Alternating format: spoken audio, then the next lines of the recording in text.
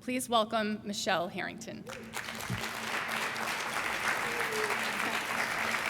Hi, everybody. I'm really excited to be here. That's me before and after, before 20-something years ago, and me in real estate. And what I really wanted to talk to you guys about today is what I learned in the military that really translates into having a successful career in luxury real estate. And it seems like when you think about it, that the Marine Corps and real estate are so completely different. But I'm here to tell you that they're not completely different. There's actually a lot of things we can learn from the military that really helps us become the top 1% or whatever your goals are in real estate.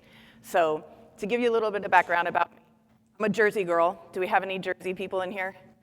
Woohoo! All right. So I was born and raised in New Jersey and decided at the age of 19 that I wanted to be a Marine. I'm not sure exactly why I made that decision. It was kind of like I was a little bored. I always had this mantra, like my whole life, and I still do, and it's really scary, is how bad could it be, or how hard could it be? That was always how I thought about things, and usually that always got me into really terrible situations, because I would think, how hard could it be getting through boot camp? And then I'm in boot camp, and I'm like, oh my God, what did I do? And that has carried me through my life, where I get into really, really tough situations, and I feel like that's really built my character, so I'm grateful for it in a way, but my poor husband, who's sitting over here, has actually suffered through all my really tough decisions that I've made. So it's kind of funny, my marketing team made these slides for me, and Lauren right here on my marketing team, I took all the pictures that they had of like the stock photos of the business people, like standing there like, and I replaced them with just my own photos. So this is my dog. Beautiful. So why we're here. So I think there's a big difference between what we think it takes to make it in luxury real estate and what actually we need to make it in luxury real estate. And I think, thanks to like Bravo TV, we see, the champagne and the caviar and the Bentleys, and we think that's what luxury real estate is. But I'm here to tell you the truth and be honest about it. It's not champagne wishes and caviar dreams. It's a calendar, an alarm clock, it's grit, it's perseverance, and it's the scary thing that nobody likes to talk about, discipline. So discipline, in my opinion, is the foundation for entrepreneurship. It's the ability to direct your thoughts, emotions, and actions towards a meaningful purpose. So the best thing about real estate and the worst thing about real estate is nobody's telling you what to do. So why, when I decided not to re-enlist in the Marine Corps, did I get into real estate? It was because I was so burnt out on having somebody tell me what time in the morning I had to get up, how long my nails could be, how my hair had to be worn, if I could drive a car, if I was restricted to the base, where I could eat, where I could sleep, what cities I could go into, what areas I had to stay out of that were restricted.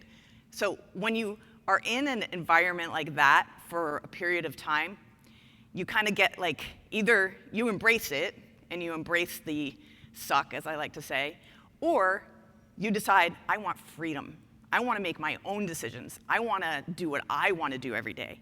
And what can you do when you're getting out of the military and you're completely broke, so you don't have enough money to start a business? What do? You get a real estate license, of course. I mean, the great thing about real estate is the barrier to entry is so low. You don't need a bunch of money. You're starting a business, but you're starting a business really on somebody else's dime. You're a broker. You know what I mean? So you're getting in, and all you need in order to be successful in this business is grit and determination. I mean, you can't buy that. That's amazing, and that's why I love this industry and why I've been on so many boards and giving back, is because this industry is the epitome of the American dream. You can have a GE, you can come from the worst background, and you can step foot in a real estate office, pay $800 to get your license, and make $1 million a year or more. What other business can you do that in? None. It's amazing. But what you need to be successful in this business is discipline. So the difference between the military is somebody is telling you, reveille, reveille, reveille, it's time to get up, it's time to, shine your boots, it's time to PT, it's time to go to the chow hall. You have somebody that's disciplining you. But that's very different than self-discipline. When I first went into my first real estate company, in my manager's office, I was like, sir, what time do I need to be in the morning? And he's like, whatever time you want. I was like, oh, okay. What time's up desk? Well, it's 10 o'clock, but get here when you can. I was like, okay. There's nobody telling you what to do. You have to structure yourself. You have to create your own habits. And if you don't create your own habits, and you don't structure yourself, and you don't exercise discipline, you're never going to be in the top 1%. This is the most important foundation, in my opinion. I keep saying in my opinion. You guys are here to hear my opinion, right? This guy is jumping off a tower. I had to do that when I went through aircrew school, and it was really freaking scary. So I don't like heights. I don't want to jump off towers. So I get to the pool, and they said, start climbing up the ladder and get to the top, and the instructor on top will tell you how to jump, and you just jump. And I'm like, oh, Jesus. Okay. So I climb up the tower, and I'm like, if I get to the top of the tower and I don't want to do it, then I just won't do it. So I climb up the top of the tower. I see the platform. I'm like, okay, I'm going to get out on this platform, and if I don't want to jump, I'm not going to jump. I stand on the platform. I look at the guy next to me, the instructor.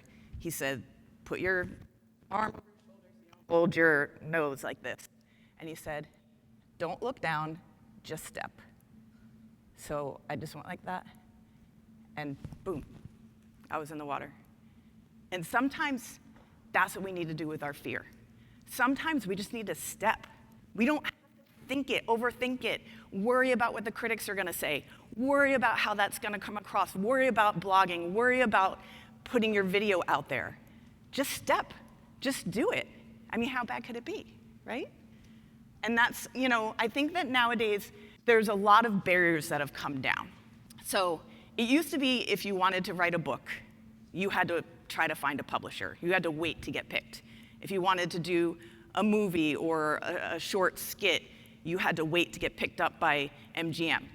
If you wanted to, have your own show, there was no such thing as a podcast. You had to wait for the NBC to come and give you your own show. But those days are gone. There's no barriers anymore.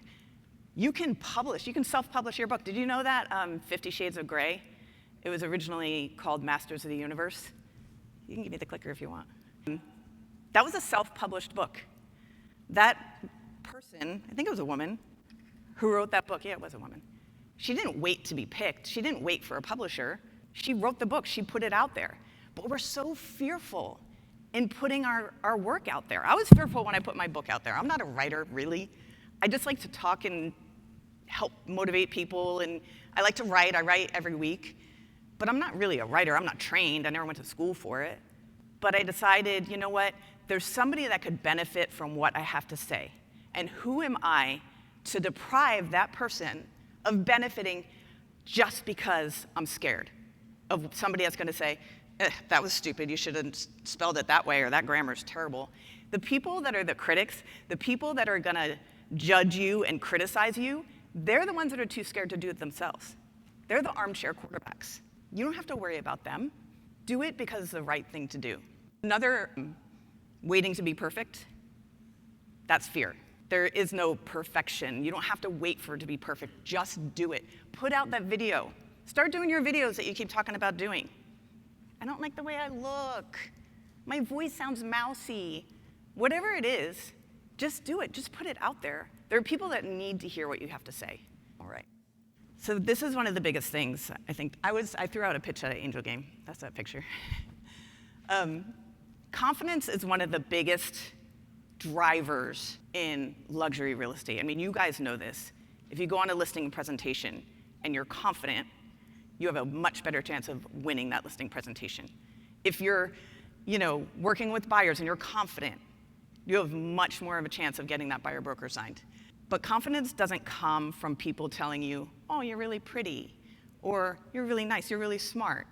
It doesn't come from compliments. Confidence comes from following through for yourself on what you said you were going to do. You ever have those friends that, they say, oh, let's go out to dinner Tuesday, and then, Tuesday morning they're like, no, I can't do it, I got too much going on, or God forbid, like Tuesday you're sitting in a restaurant and they don't show up.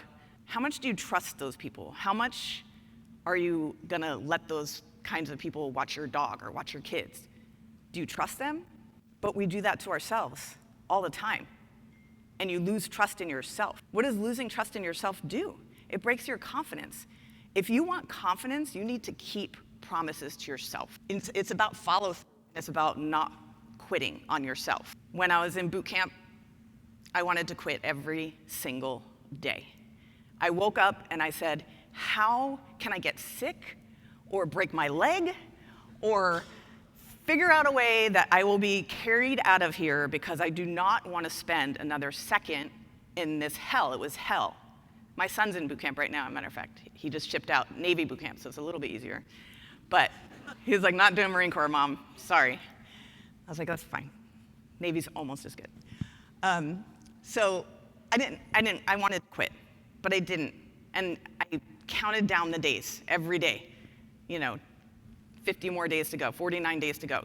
Every single day I woke up, I counted down the days. And I prayed that I would make it through.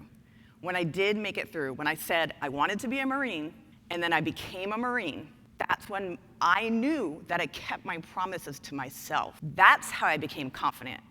I didn't become confident because people were like, you're such a great person, Michele. That's not how confidence begins.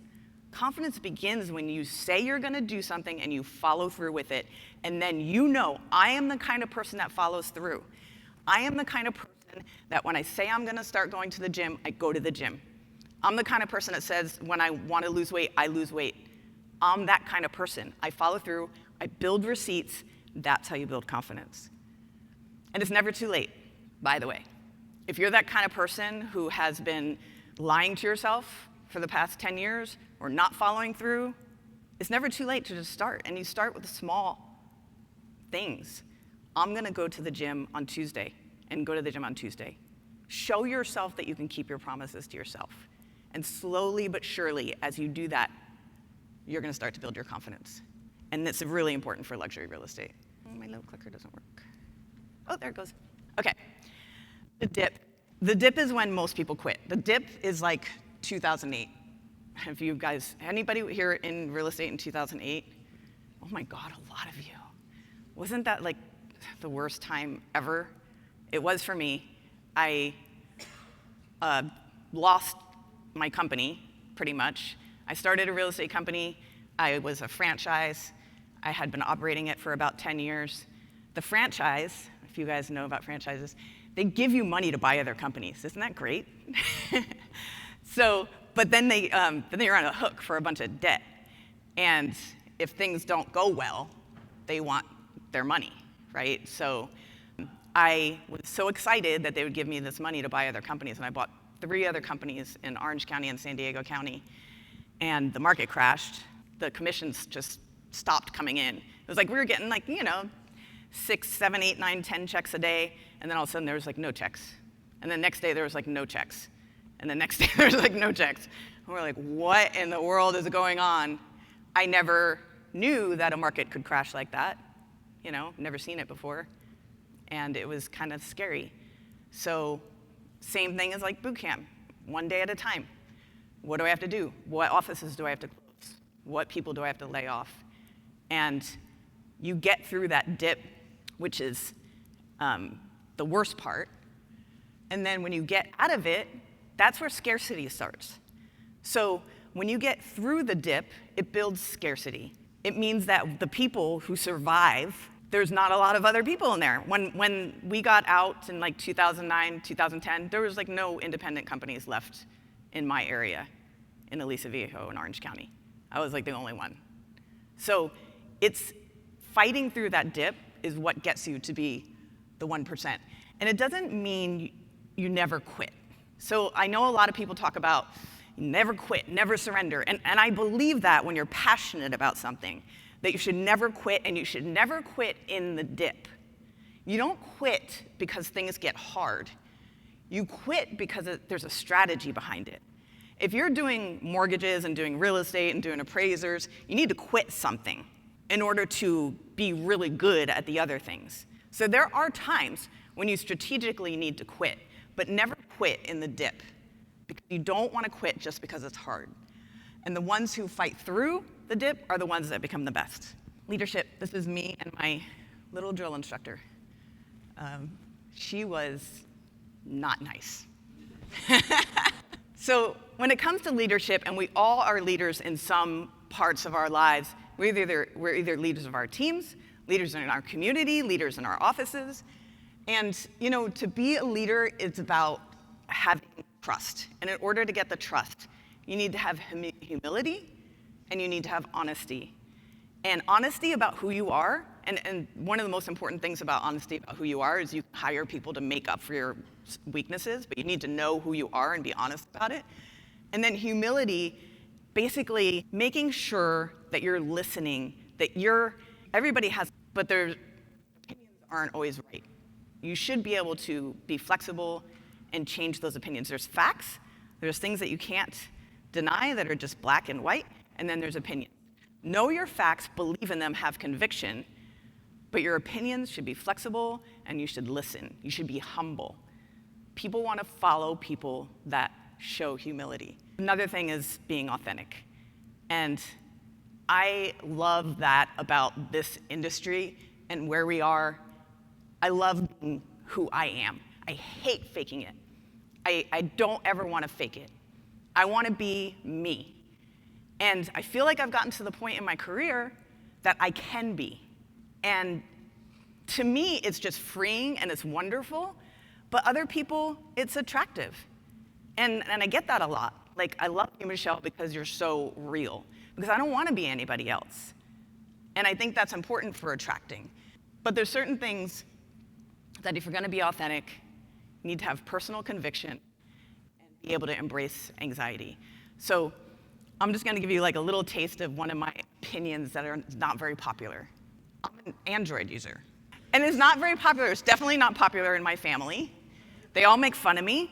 I show up as that little green bubble or whatever that, Apple does a brilliant job of kind of like ousting the non-Apple people. They kind of like outcast you in their operating system. But I believe in an open operating system. I like to use an open operating system. I don't like a closed one. I like interoperability. I love Google. I'm definitely a nerd, a tech nerd. And my opinion is that an Android system is a better system than an Apple system. Now, if Apple ever does make a better phone, probably, I don't know if that's going to happen, maybe, but if they ever did, I would switch. But I'm not going to switch just because it's popular. I'm not going to switch because my family makes fun of me. And that's what I mean about conviction. Don't do something just because everybody else does it. Do it because you believe in it. Do it because it means something to you. And that's leadership. That's showing people, hey, I'm willing to change. I'm willing to think differently, but I'm not going to do this just because it's a popular thing to do. I'm going to do it when it makes sense for me. And you have to embrace that anxiety that comes with that, the green bubble, that anxiety that your videos are going to come out grainy when you send them to an iPhone. By the way, there is RCS, which is an upgrade from MMS and SMS, that Apple could get on the bandwagon, but they won't because they want to keep the people non-Apple ousted. Just a little side note. Okay, mental toughness. This is important when it comes to luxury real estate.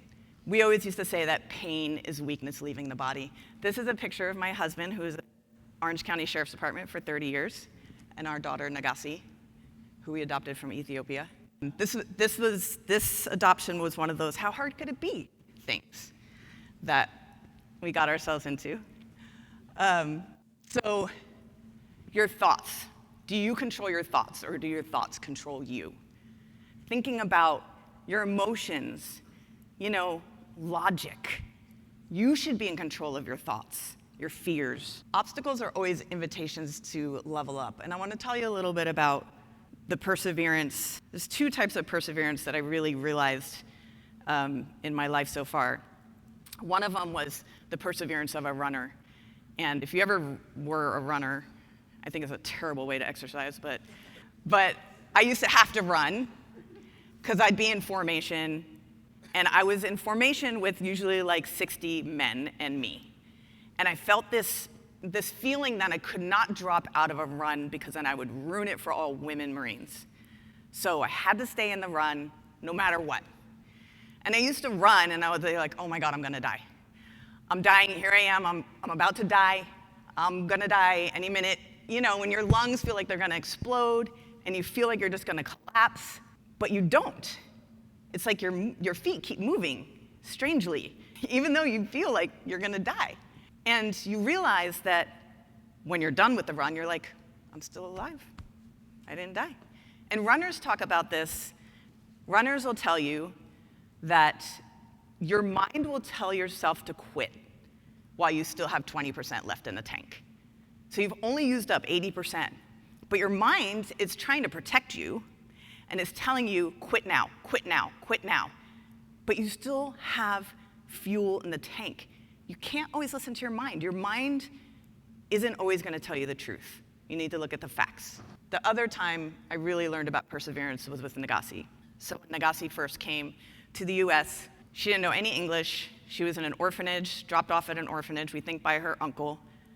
We adopted her when she was 9 years old. We thought she was 6. They kind of didn't tell us the truth about that.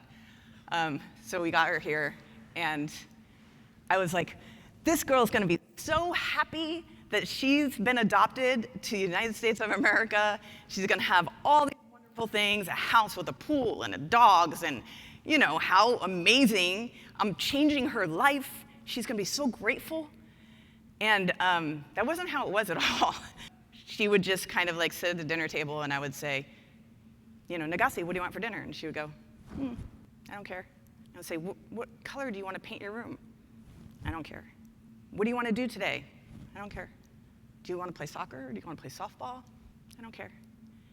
And it was really hard for me because I wanted her to love me.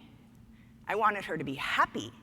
I wanted to get that reciprocal love, that affection that I expected from a child, from any child, biological or not. And I didn't. And it took 8 years. 8 years of continuing to love her, continuing to support her, continuing to just take my feelings and like stuff them down deep inside, you know, and not let them control me. And after about 8 years, she started sitting at the dinner table, and she would talk. And then she would start to say, Mom. And then she would start to say, I love you. And I remember it was about 8 or 9 years ago, she left a sticky note on my laptop, and it said, Mom, you're the GOAT. And I broke down and cried, you know. I persevered through the hardest time in my life. It was harder than boot camp. It was harder than the Marine Corps. It was hard. I thought it was going to be so easy. It wasn't easy at all. And when we persevere through really hard things, it changes who we are. It's keeping seats to yourself. It's following through. It's being confident. It builds your character. It's the iron that makes the diamond. It's the constant hitting on the coal. It makes us special and strong. And when you're fighting through things, and we all fight through things, just keep fighting. Don't give up. Because there is a light at the end of the tunnel, and it is glorious. These are my kiddos. So Nagasi, the beautiful one all the way to the left. Christopher, he's a LA County sheriff now, took in his dad's footsteps. My son on the right side of me, on the other side of me, he just enlisted in the Navy. He's in Navy boot camp right now. My other son, Tamu, from Ethiopia as well. And our daughter, Natalie. And this is perseverance. This is our beautiful family. Nothing could be better. Okay, how are we doing on time? So I just have 2 more slides. I want to make sure that I'm good. Plenty of time. Okay, perfect. Power. How many people want to really be powerful? I mean, don't be shy. Do you want to be powerful? There you go. You want to be powerful. Good job, Pam. We want the power in our lives to control our lives. And when we're powerless, it sucks. We want to feel that we have control. So the definition of power is the capacity or ability to direct or influence the behavior of others or the course of events. The ability to make changes. We can take power by making decisions and taking control, or we can forfeit power by blaming other people and letting them have control, or circumstances have control. So 80% of what happens to us is circumstances. Where you're born, who your parents were, what kind of upbringing you had, what kind of school you went to, what state you were born in, what county, what city. These are things that you didn't have any control over. How your parents were, how your parents treated you. You didn't have any control over any of that. That's the majority of things that affect our lives. We can take control of who we are now. We can blame our parents and blame where we were born into or what situation we were born into, and that gives that person power. That gives that circumstance power. Or we can take the power back and not be a victim. Too much today in today's society, I see that it's kind of like a race to victimhood. Who's the bigger victim? Because of all these circumstances. But that's not helping anybody. It's not helping you, for sure. When you want to be a powerful man or woman, then you need to look at yourself and say, you know what? Yeah, my upbringing sucked. I was born into a very poor household. My dad was an asshole. My mom was not around, whatever it was. But this is who I am now. And be grateful for who you are now. Be grateful for the person you've become. And if you don't like who you've become, then take the power and change it. Okay, grit over glamour. So, have you guys ever read the book by Angela Duckworth called Grit? Great book. She talks about the West Point grads and Michael Jordan. So people always say that talent, we kind of glamorize talent, we're enamored with talent, and we look at people that are really talented, we're like, oh my God, they're so talented, I couldn't do that, I'm not that talented.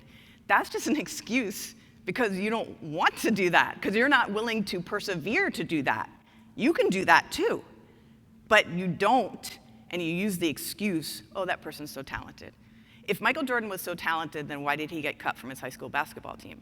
It wasn't just talent that made Michael Jordan the best NBA player of all time. It was grit, it was perseverance, it was sticking to it.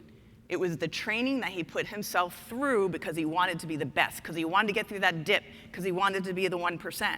When Angela did a series on the West Point grads would go in with what they call a soldier score.